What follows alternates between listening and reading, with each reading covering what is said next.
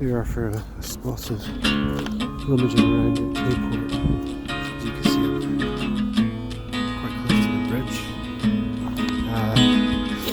There's an old tale that I got from another collector that somebody found a moss agate down here that was about the size of a football, and couldn't be bothered carrying it back, so they popped it at one of the bridge supports nearest the shore there.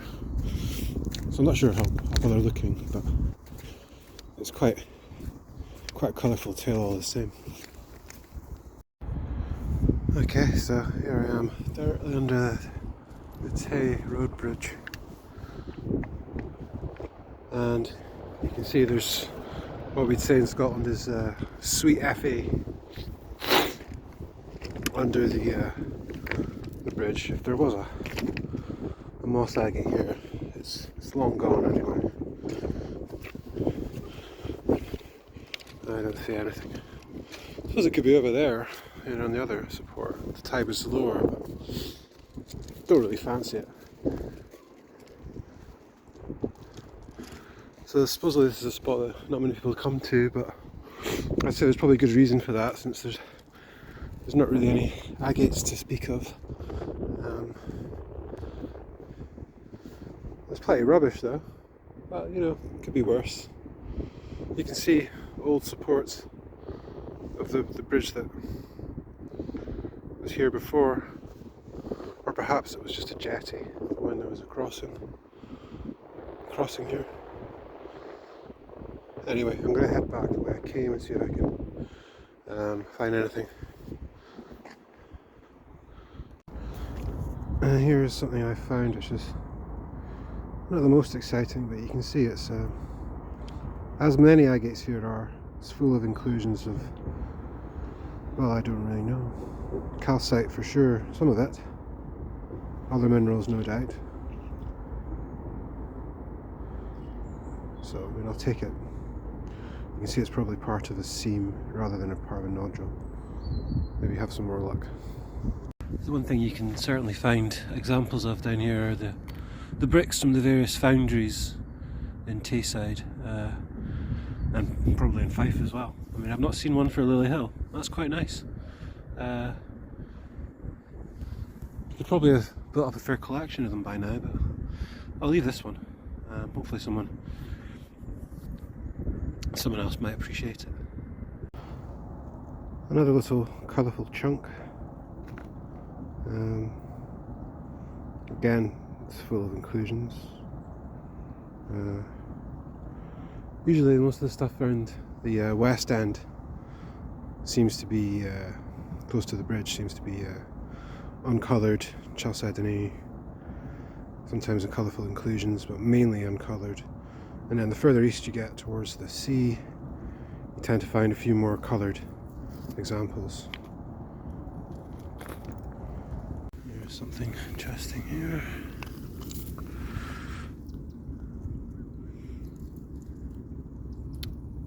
You can see it's hollowed out by inclusions, and it is quartz. Probably take it anyway. Here's an example of a coloured piece.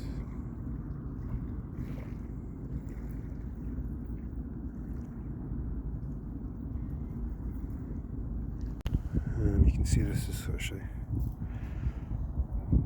very dense moss.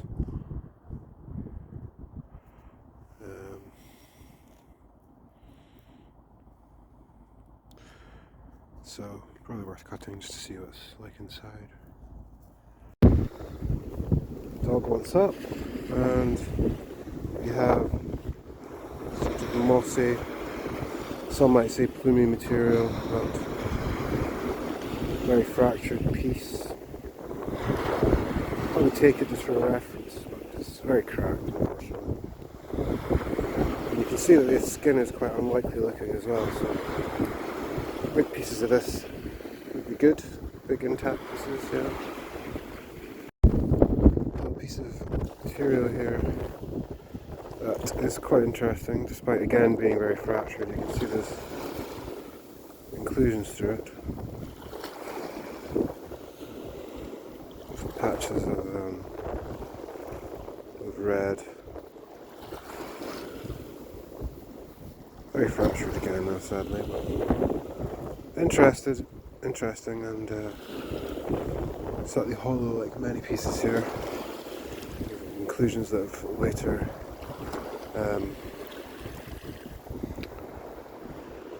become absent. Something a bit more promising. Hopefully not just quartz. Oh no, this is cool. This is cool.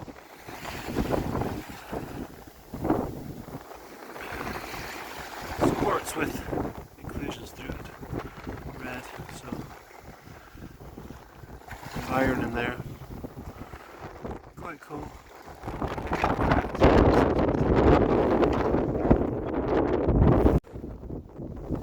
The remnant of a nice small agate. Perhaps a cab can be taken out of this. It's cracked, but perhaps not that cracked. It's a shame it's not more complete. But most of the pieces you find here are shards trading, so. Small coloured moss agate here. So quite good.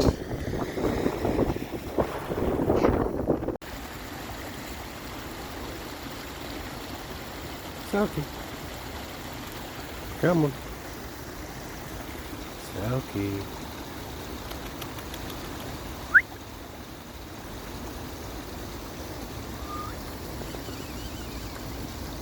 Look at that.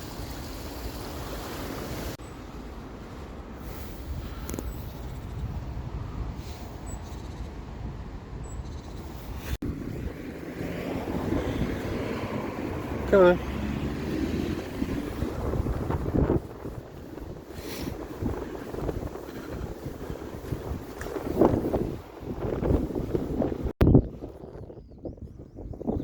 I'm at Tayport. I actually just spotted a decent sized nodule there on the ground. Might not be very good, but I'll pick it up and have a look. And it looks reasonable. You can see there's andesitic rock covering this side, but it looks like a full nodule, probably with cavities. But nice. It's nice to find one that size here. It might be just a pack full of calcite and quartz, but it's still nice. Mossy thing. So another half an hour finding pretty much nothing. And there's Saki. She's walking herself, as you see. Terrible state of affairs. There's something else here that may just be crystal, so a fair size.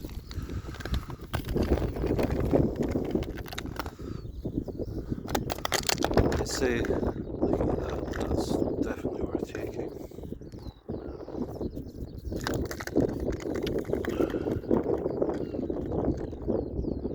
There's definitely some agate in that. And it's probably not what most people are looking at when they come to Tayport. They're looking for brightly coloured fortification agates, which are mostly found in pieces here. I think these are more beautiful. Well, beautiful in their own way, perhaps is the best way to put it. But yeah, that's cool. I'll say that. These are another good Tayport giant find because you can see the back there. There's the front. You can see there are stalactites on that front, and there too, so cut towards this end, closest to me. Could be quite interesting. But yes, the back is mostly quartz, however, it looks murky. I'd have to put a light up to it and have a look. See, that end looks more like mostly agate to me. So rather than having Nessie in Scotland paying us a visit, we have what, off the top of my head, I'm assuming is dead sheep. large one too. Yep, dead sheep. That's what we get. Yes, okay, you're going to leave that one alone. So, a good day and a dead sheep floating in the Tay. It's just another day in Scotland. This is quite nice. You can see there's a couple of botryoidal cavities which have a lovely texture to them. But, I'm going to leave it here.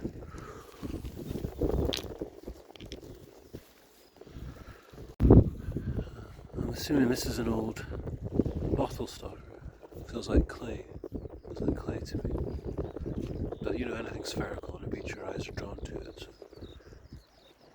So I want to pick this one up. It's got a couple of. It's got a little smiley face actually. Yeah. But yeah, I would say a bottle stopper, and I'm going to leave it here where it fell, all washed up. 100% decided if I was going to take this or not. It's quite broken. It does have fair sized back to it, so maybe it's worth having a cut. I don't know. Pretty cracked, but you know, I'm going to give it a chance. As a coloured piece is always good to find. So I have done particularly well today, simply because I've picked up a few actual decent nodules at Tayport, which is hard enough to do, and you can see this is another one, which looks better than average, but feels fairly light, so we have a cavity inside. The dog is calling me. Oh, got my phone. She doesn't like being left. She doesn't like to walk either, so we're at a bit of a catch-22. Here's another one that I just moved a rock to get at, so that's not exactly how I found it, but you can see that's another good agate showing some inclusions there, and looks mostly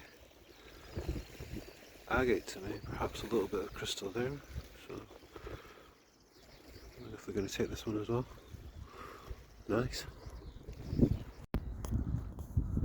Well, I call that moss, but there might be a stalactitic sort of element to it, quite crystalline. It's a nice colour. It's almost a kind of purplish tone, a little bit of red through it as well. So I'll take that, but I don't know if it'll cut very well. Often the mossy stuff from here just tends to be fairly unremarkable once cut. It's nice to find though. So that looks like a reasonable brick of sort of andesitic material with agate through it. However, well, I can move it. However, I don't think it's worth taking. It weighs a ton. It's, you know, it's nice to look at. If it was a moss, I'd definitely take it, but it's not. It's andesite. It's a vein, a piece of vein with some what looks like crystalline material, calcite, quartz, run through with iron. And yeah, I got a bit excited when I saw that, but I'm gonna definitely leave it.